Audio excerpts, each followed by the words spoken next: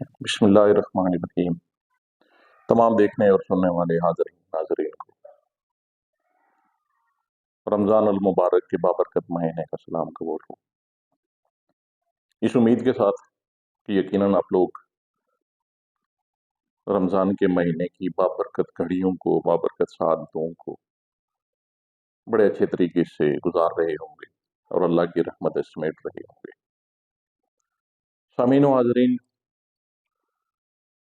رات سے ایک ویڈیو سوشل میڈیا پر وائرل ہو رہی ہے جس میں یہ دیکھا جا سکتا ہے کہ ایک نوجوان پتنگ کی ڈور پر لگنے سے اپنی زندگی کی بازی ہار جاتا ہے اور عید کے چند ہی دنوں کے بعد اس کی شادی ہونا ہے۔ بحیثیت انسان یا بحیثیت والدین ہمیں اس چیز کو یہ سوچنا ہوگا کہ ہم اپنے بچوں کی چھوٹی چھوٹی خوشیوں کی خاطر دوسروں کی زندگیاں چھین رہی ہیں۔ یقین مانیے کہ ہم اپنے بچوں کی خوشیوں کی خاطر جو دوسروں کی زندگیاں چھین رہے ہیں، ہم زندگیاں چھین نہیں رہے، ہم قاتل ہیں، ہم قتل کر رہے ہیں، ہم دوسروں کو قتل کر رہے ہیں۔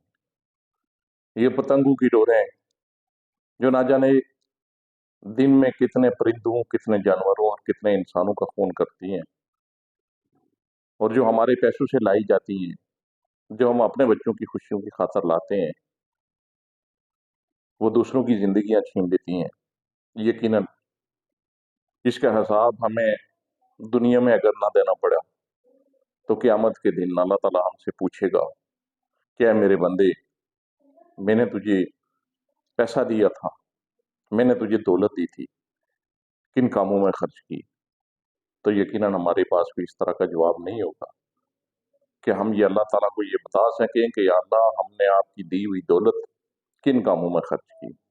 کیونکہ ہمارے کندھوں پہ جو بیٹھے ہوئے ہیں نا کرامن کاتبین، وہ ہماری ایک ایک سانس کا حساب لکھ رہے ہیں، اور یقیناً یہ ہمارے نامہ اعمال میں لکھا جائے گا کہ یہ جو ہم نے پیسہ، جس پیسے سے ہم نے اپنے بچوں کی خوشیاں تو پتنگوں کی وجہ سے خریدی ہیں، لیکن دوسروں کی زندگیاں کا خاتمہ کیا ہے۔